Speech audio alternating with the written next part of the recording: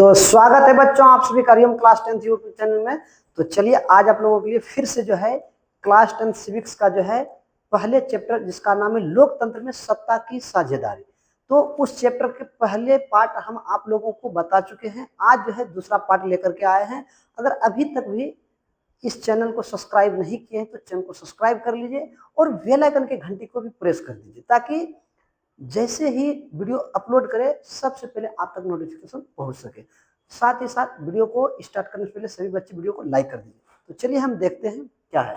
देखिए आज जो है हम जानेंगे कि सत्ता में साझेदारी जरूरी है, अगर हाँ तो कैसे। देखिए तो क्या कह रहा है, हाँ सत्ता में साझेदारी बहुत ही जरूरी है क्योंकि सत्ता में साझेदारी से विभिन्न समूह के बीच जो है टकराव का आशंका कम हो जाती है।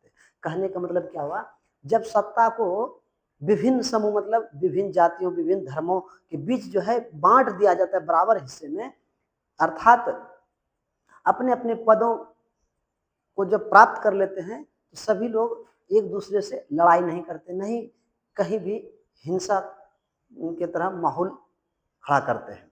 तो इसलिए सत्ता को बांटना आवश्यक है। दूसरा पॉइंट में देखिए क्या कहता है कि सत्ता देखिए क्या कहते हैं, सत्ता के बंटवारा से जो है लोकतांत्रिक व्यवस्था भी ठीक रहता है। देखिए जब सत्ता को विभिन्न समूहों विभिन्न जातियों विभिन्न धर्मों के बीच जो है विभिन्न समुदाय के बीच बांट दिया जाता है तो लोकतंत्र भी कुशल मंगल रहता है। साथ कहने का मतलब हुआ कि लोकतांत्रिक व्यवस्था जो है सुचारू रूप से चल सकता है, चलता है और सभी खुशहाल जीवन जीते हैं जब सत्ता को बांट दिया जाता है।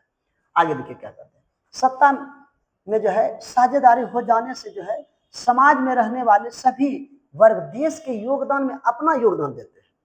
क्या कह रहा है कि जब सत्ता को विभिन्न जाति विभिन्न धर्म विभिन्न समूहों विभिन्न व्यक्तियों में जो है बांट दिया जाता है, हर एक जातियों में हर एक धर्मों में, तो आपस में जो है कभी वो एक दूसरे से लड़ते नहीं और वह जो है देश के हित के बारे में सोचते हैं, देश के विकास के बारे में सोचते हैं, देश के कल्याण के बारे में सोचते हैं, ना कि सत्ता के बारे में, क्योंकि सत्ता बांट दिया जाता है बराबर में। तब तो वही कहा जाता है कि जब सत्ता को सभी व्यक्तियों में बांट दिया जाता है तो वह देश के कल्याण के बारे में सोचते हैं।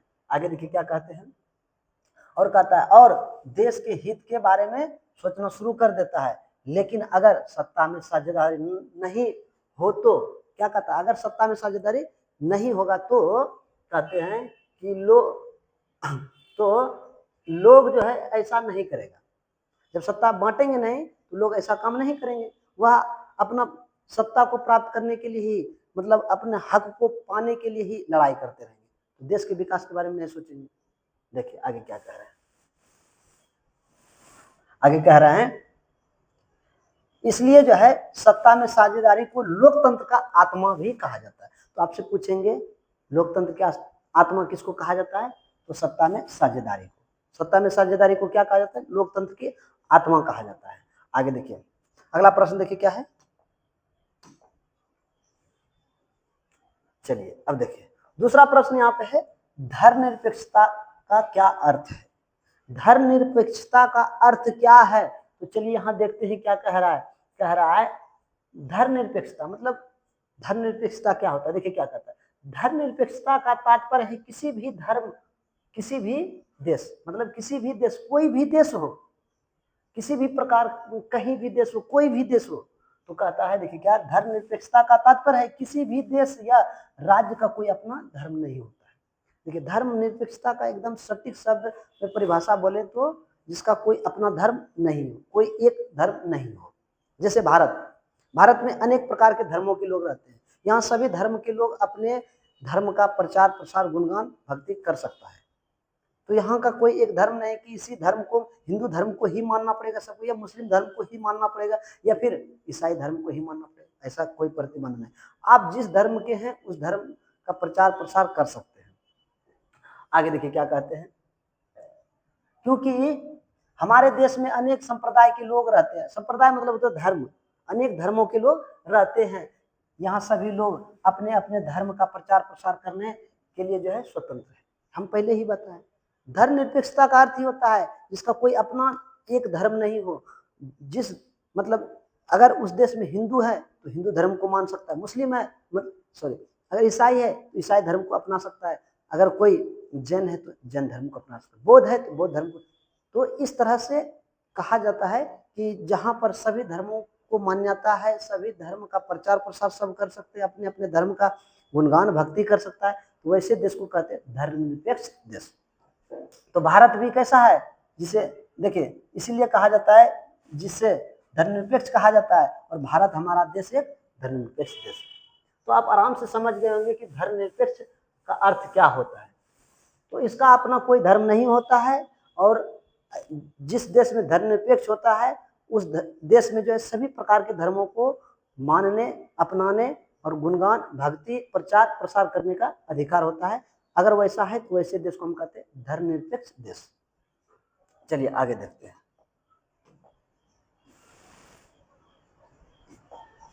अगला प्रश्न है परिवार, देखिए परिवार वाला, परिवार, यहाँ परिवारवाद होगा, क्या होगा यहाँ पे जो है परिवारवाद होगा, क्या होगा परिवारवाद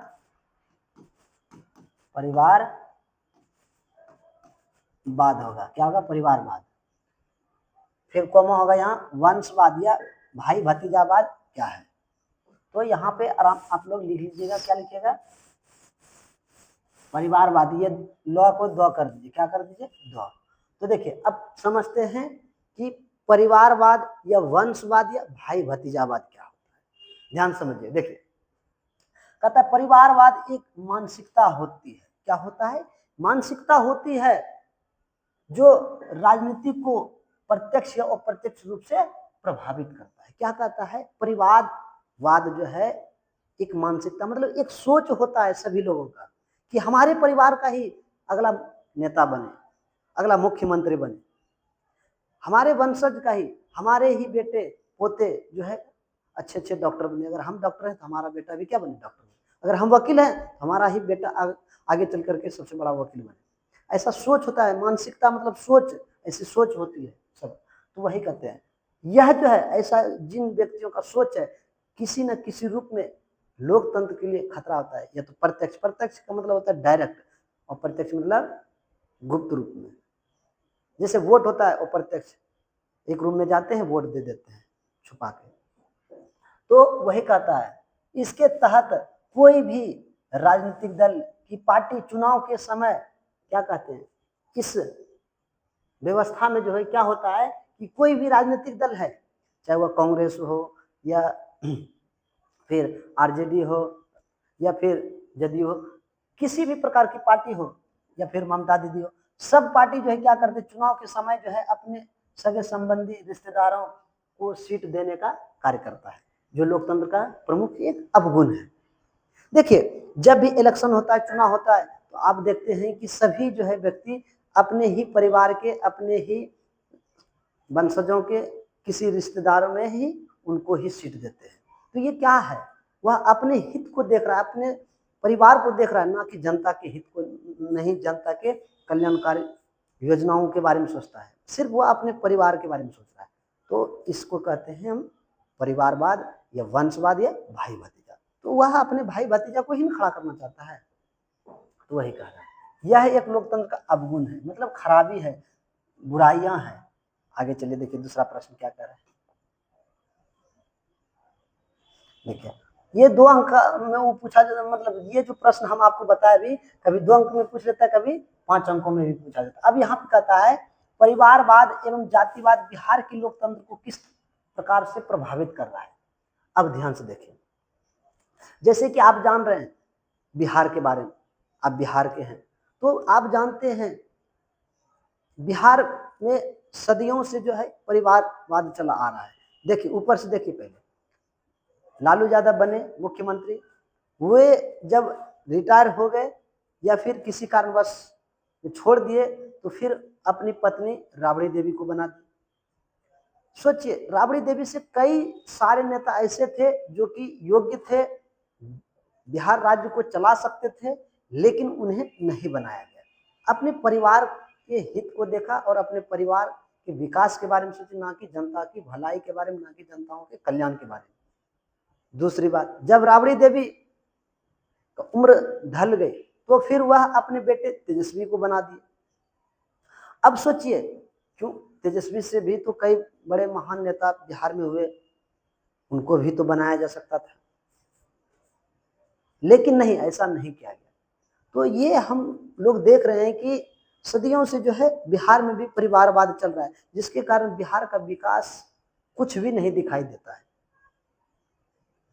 आगे भी उनका बेटा आएगा, वो बनेंगे। तो इस तरह से हम देख रहे हैं कि एक वंशज ही हमेशा से जो है गद्दी पर बैठे हुए। तो ये लोकतंत्र के लिए एक अवगुण है, एक बुराई है।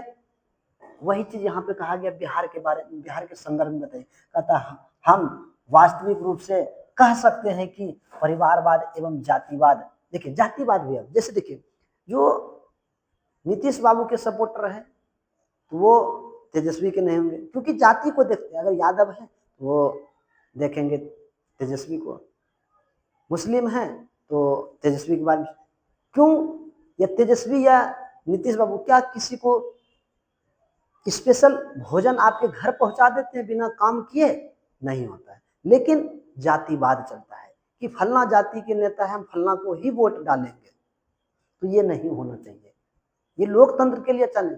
जो नेक और ईमानदार व्यक्ति है उन्हीं को वोट देना चाहिए, ताकि आपके कल्याण के बारे में सोचे, ना कि अपने कल्याण के बारे में सोचे। जब आप परिवारवाद, आप जब जातिवाद देखिएगा, वह जाति को नहीं देखेंगे, बल्कि आपसे वोट के समय वोट ले लेंगे, बाद में वह सिर्फ अपने पेट के बारे में सोचेंगे, अपने पेट ही भरने के लिए। तो वही कहा गया, देखिए यहाँ पे कि हम वास्तविक रूप से कह सकते हैं कि परिवारवाद एवं जातिवाद बिहार के लोकतंत्र को बुरी तरह से प्रभावित करने का कार्य कर रही है। इसके तहत मंत्री का बेटा मंत्री, डॉक्टर का बेटा डॉक्टर बनता है और नेता का बेटा नेता बनता है। जो लोकतंत्र का अवगुण है, आप जानते हैं, शिक्षक का बेटा शिक्षक, वकील का बेटा वकील, बड़े बड़े वकील बनाते हैं, डॉक्टर का बेटा अपने बेटे को भी डॉक्टर बनाते हैं। तो ये मानसिकता हो गई, सोच हो गई, जो कि बिहार को काफी प्रभावित कर रहे हैं, साथ ही साथ बिहार के विकास को रोक रहा है, होने में जो है बाधा पहुंचा रहे हैं। आगे देखिए क्या कहते हैं, इसके समक्ष में अगर कोई उम्मीदवार राजनीतिक सत्ता में शामिल भी हो जाता है तो अगली बार वह टिकट अपने परिवार या रिश्तेदारों को दे देने का कार्य करता है। देखिए अगर कोई पार्टी जो है अच्छे भी नेता बनना चाहते भी हैं कि जनताओं के लिए कोई कार्य करे, कोई भलाई के लिए करे काम, तो वह जो है टिकट उनको नहीं दे करके वह अपने परिवार के किसी रिश्तेदार को या किसी भाई को, किसी भतीजे को, किसी फुआ को, किसी फूफा को या जीजा को दे देते हैं। आगे देखिए क्या कहते हैं, जो लोकतंत्र के लिए जो है चुनौती है, जैसे इंदिरा गांधी। देखिए हम आप बिहार में बताएं, अब थोड़ा चलते हैं केंद्र में। केंद्र में आप जान रहे हैं सबसे पहले पंडित जवाहरलाल नेहरू। पंडित जवाहरलाल नेहरू जी जब गुजरे तो फिर वह अपने बेटे इंदिरा गांधी को बनाए। इंदिरा गांधी जब गुजर गए तो फिर वह अपने बेटे को बनाए, राजीव गांधी और संजय गांधी को। जब वे दोनों गुजर गए तो फिर उनकी पत्नी सोनिया गांधी, सोनिया गांधी के बाद अभी राहुल गांधी है। तो आप देख रहे हैं कि एक परिवार ही काफी लंबे समय से जो है राजगद्दी पर बैठे हुए हैं देश को संभालने के लिए। तो वहां पे आप क्या दिखाई आपको पड़ रहा है कि एक ही वंशज के लोग जो है कई दिनों से देश के जो है विकास में बाधा पहुंचा रहे हैं और विकास को अवरुद्ध कर रहा है, विकास होने नहीं दे रहा है, जो कि ये एक गलत प्रभाव है। आगे देखिए क्या कह रहा है, कहते देखिए जैसे यहाँ पे कह रहा है कि जो लोकतंत्र के लिए चुनौती है, जैसे इंदिरा गांधी की सरकार ने अपना सत्ता राजीव गांधी को, देखिए इंदिरा गांधी ने किसको दे दिया, राजीव गांधी को सौंप दिया। अतः परिवारवाद व जातिवाद सत्ता प्राप्ति के लिए जो है जी जान लगा देते हैं, क्योंकि सभी जनता को लूटते हैं नेता, इसीलिए जीतने के लिए अपने सभी हथकंडे अपनाते हैं। कहते इससे जो है किसी भी देश, गांव, समाज के विकास से कोई मतलब नहीं रहता है। इन लोगों को जो है देश का विकास हो या ना हो, गांव का विकास हो रहा है, गांव के लोग भूखे मर रहे हैं, या पानी के लिए तरस रहे हैं, कोई मतलब नहीं रहता है। कहते देखिए जातिवाद सामाजिक समस्याओं के साथ साथ एक राजनीतिक समस्या भी बन चुका है, जिससे जो है कहते काफी ऊंच नीच का भेदभाव किया जा रहा है। कहते जिससे जो है समाज में लोग जो है एक दूसरे से ही छुआछूत भेदभाव करते हैं, गरीबी अमीरी को देखते हैं। आगे देखिए क्या कह रहा है, अगला प्रश्न समझते हैं। देखिए अगर बच्चों वीडियो आपको अच्छी लग रहा हो तो वीडियो को जो है अधिक से अधिक मित्रों में भी शेयर करते रहिए। चलिए देखिए अगला प्रश्न है आपका। देखिए कहता है विविधता में एकता का क्या अर्थ होता है। कहने का अर्थ है भारत में आप देखते हैं अनेक प्रकार के धर्म के लोग, जाति के लोग रहते हैं, विभिन्न भिन्न भिन्न भिन्नता है फिर भी एकता है। कैसे, देखिए समझिए क्या कह रहा है। विविधता में एकता भारतीय लोकतंत्र की प्रमुख विशेषता है। चूंकि हमारे देश धर्मनिरपेक्ष के सिद्धांतों को पालन करता है। किसका पालन करता है? धर्मनिरपेक्ष के सिद्धांत को पालन करता है। आगे देखिए क्या कहता है। देखिए धर्मनिरपेक्ष के सिद्धांतों को अपनाता है। हमारे देश में अनेक संप्रदाय के लोग रहते हैं, जैसे हिंदू, मुस्लिम, सिख, ईसाई, जैन, बौद्ध, पारसी। ये सभी प्रकार के लोग जो है हमारे देश में रहते हैं। हिंदू, मुस्लिम, सिख, ईसाई, बौद्ध, जैन सभी रहते हैं, और सब जो है अपने अपने धर्म को लेकर के, अपने अपने धर्मों को लेकर के एक दूसरे से कभी भी जो है मारपीट नहीं करते हैं। भिन्नता होने के बावजूद भी उनके रीति रिवाज, रहन सहन, कल्चर सभी फिर भी आपस में मिलजुल कर रहते हैं। इसीलिए कहा जाता है भारत जो है विविधताओं में एकता है। क्या है? एकता है, एक है। देखिए क्या कहते हैं, इन लोगों के धर्म, भाषा, रीति रिवाज, रहन सहन, सभ्यता, संस्कृति अलग अलग होती है, लेकिन निवास भारत देश में ही करता है। सब देखिए सबका खाने का तरीका अलग है, उनका भोजन अलग है, ईसाई का भोजन अलग है, हिंदू का भोजन, मुस्लिम का अलग है। कुछ ऐसे भोजन जो सबका है, लेकिन कुछ ऐसे भोजन जो सबका अलग अलग है।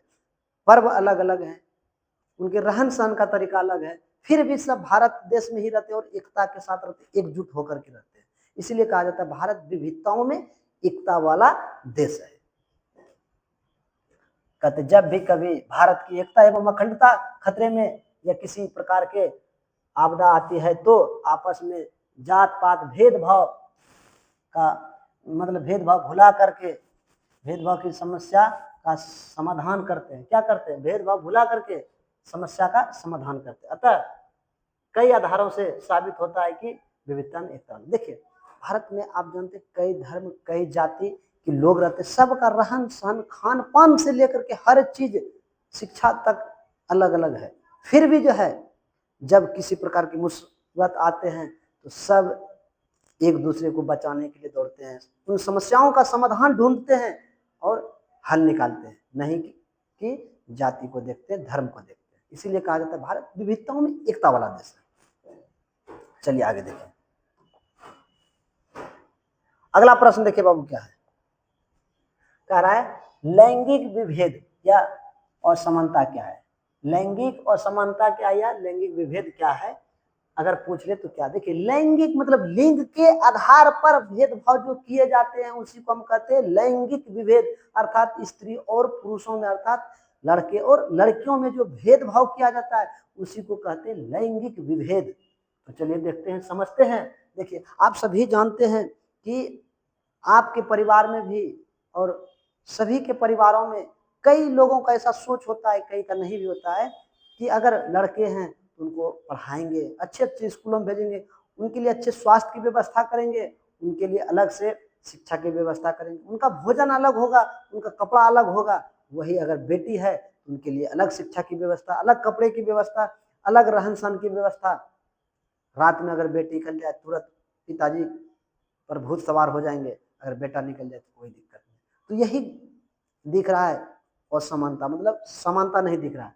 वही देखिए यहाँ पे कहा गया है लिंग के आधार पर किए जाने वाले भेदभाव को लैंगिक विभेद कहलाता है।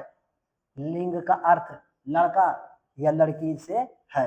आज के वर्तमान समय में लड़कों के अपेक्षा लड़कियों के साथ काफी भेदभाव किया जाता है, जैसे खान पान, शिक्षा, संस्थान, पालन पोषण, वस्त्र पहनावा में अंतर या लोकतंत्र का एक अवगुण है। हम पहले ही बताया आपको, हर वस्तुओं पर, चाहे वह खाने की वस्तु हो या पहनने की वस्तु हो या फिर रहन सहन के माहौल हो या फिर शिक्षा का व्यवस्था हो, सब चीजों में लड़के की अपेक्षा लड़कियों के साथ भेदभाव होता है। तो ये लिंग के आधार पर ही हो रहा है ना, इसीलिए इसको कहता है लैंगिक विभेद या लैंगिक असमानता।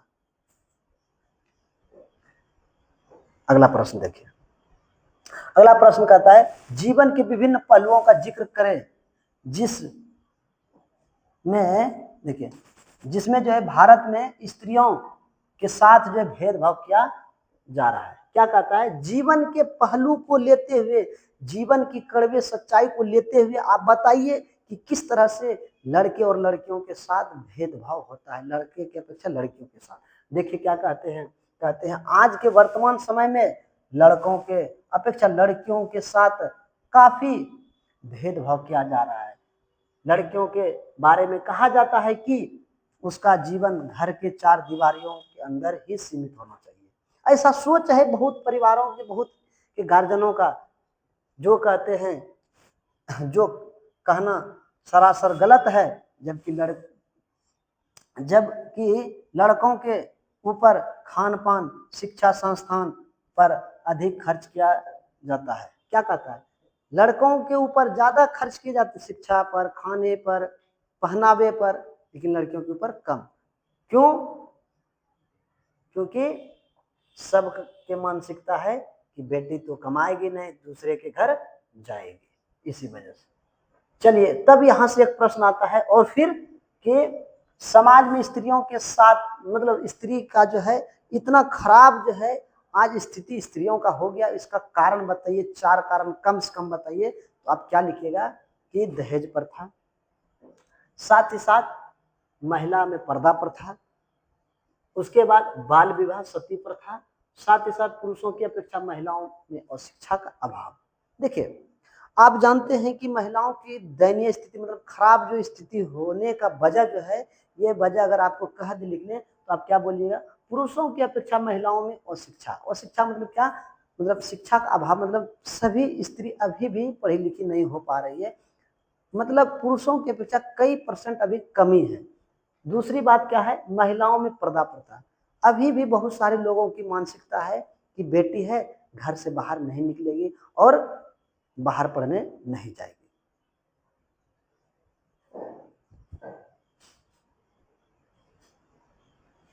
तो ऐसा अभी भी बहुत का सोच है। तो अब देखिए अगला क्या कहता है, दहेज प्रथा। बहुतों का अभी भी सोच है कि बेटी अगर जन्म ली है तो दहेज हमको मोटा देना पड़ेगा। अरे आप पढ़ाइए लिखाइए, उनको अच्छे संस्कार दीजिए और अच्छी क्वालिफिकेशन दीजिए, ताकि उनके लिए जो है बढ़िया से बढ़िया परिवार जो है आपके दरवाजे पर आए। चलिए देखिए अगला क्या कहते हैं, बाल विवाह एवं सती प्रथा। आज से कुछ साल पहले जो है ये चलते थे सती प्रथा, कि अगर किसी के पुरुष मर गए तो उनके साथ ही उनको जला दिया जाता था। बाल विवाह तो अब धीरे धीरे समाप्त हो रहा है, लगभग धीरे धीरे सब समाप्त हो रहा है, लेकिन आपको कह रहा है मतलब लड़कियों का या स्त्रियों का स्थिति जो खराब हो रहा है उसका क्या वजह है। तो ये 4 वजह आप लिख सकते हैं। अगला देखिए क्या है, अगला कह रहा है भ्रूण हत्या। भ्रूण हत्या से आप क्या समझते हैं, कह रहा है भ्रूण हत्या। अब देखिए भ्रूण का अर्थ होता है कि जब शिशु गर्भ में ही है, मतलब शिशु नहीं, अभी भ्रूण ही बना है, तो आप जानते हैं आज कई प्रकार के आधुनिक उपकरण निकल गए, मशीन निकल गए हैं, जिसके मदद से जो है स्त्रियों के गर्भ में पल रहे शिशु का जो है पता कर लिया जाता है, वह लिंग जो है पुरुष है ये स्त्री है, अल्ट्रासाउंड की मदद से। और भ्रूण में ही रहते हुए अगर पता चल जाए कि वह लड़की है तो उनकी हत्या कर दिए जाते हैं। तो यह जो है एक भयंकर बीमारी कहिए, इसको कैंसर कहिए, जो कि आज समाज में फैल गए हैं, जिसके वजह से आज इतने छोटे छोटे जो गर्भ में ही है, शिशु भी अभी नहीं बने, भ्रूण ही बने हैं, उनकी हत्या कर दिए जाते हैं, जो कि संसार के सबसे बड़े अपराधों में से एक है। उसी को कहते हैं भ्रूण हत्या। चलिए जानते हैं कैसे। देखिए कहते हैं यह एक प्रकार के सामाजिक बुराई है जिसके तहत माता के गर्भ में पल रहे शिशु की लिंग की जांच अल्ट्रासाउंड या अन्य मशीनों के माध्यम से किया जाता है। अगर जन्म लेने वाला बच्चा लड़की हो तो उसे जानबूझकर गर्भपात करा दिया, तो मतलब गर्भ में ही दवाई दे करके खराब कर दिया जाता है और धीरे धीरे बाहर आते हैं। कहते हैं हमारे देश का यह लिंगा अनुपात दिन प्रतिदिन जो है, कहते देखिए क्या, 1000 में पुरुष, अगर 1000 मतलब लड़के हैं तो लड़कियां कितना है, 943। सोचिए अब इतना कम है, कितना कम है, 57। सोचिए 57 पुरुष ऐसे इधर उधर डोल करके मरेंगे और हिंसक बनेंगे। कहते इस समस्या को रोकने के लिए सरकार ने 1971 ईस्वी में एक अधिनियम भी पारित किया जिसे भ्रूण हत्या अधिनियम कहा गया, जो सफल न होकर के असफल साबित हुआ। देखिए सरकार ने एक कानून भी बना दिया कि अगर कोई पकड़े जाएंगे भ्रूण हत्या करते हुए तो उनको सजा मिलेगा, लेकिन फिर भी जो है जब तक कि समाज के सभी लोग जागरूक नहीं होंगे, शिक्षित नहीं होंगे, तब तक जो है ये हत्या होती ही रहेगी। इसीलिए पहले समाज शिक्षित होना पड़ेगा, साथ ही साथ स्त्रियों को और पुरुषों को जो है, जो खास करके माताओं को जो है शिक्षित होना पड़ेगा, तभी जो है इन समस्याओं का समाधान हो सकता है। कहते जो कि कहते इनमें लोगों की सोच बदलनी पड़ेगी, पहले सोच बदलना पड़ेगा कि बेटा और बेटी एक समान होते हैं, तभी जो है ये भ्रूण हत्या समाप्त हो सकता है। चलिए आगे देखिए।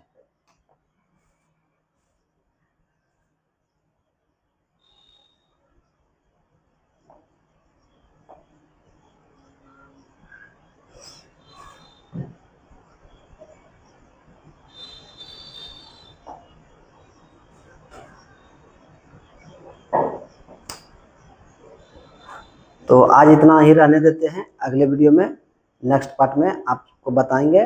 और भी जो बचा है, अगर अभी तक भी हमारे चैनल को सब्सक्राइब नहीं किए हैं तो चैनल को सब्सक्राइब कर दीजिए और बेल आइकन की घंटी को भी दबा दीजिए, और वीडियो को अधिक से अधिक मित्रों में भी शेयर कर दीजिएगा ताकि आपके साथ साथ आपके मित्र भी लाभ ले सके। तो चलिए नेक्स्ट वीडियो मिलते हैं, तब तक के लिए जय हिंद बच्चों।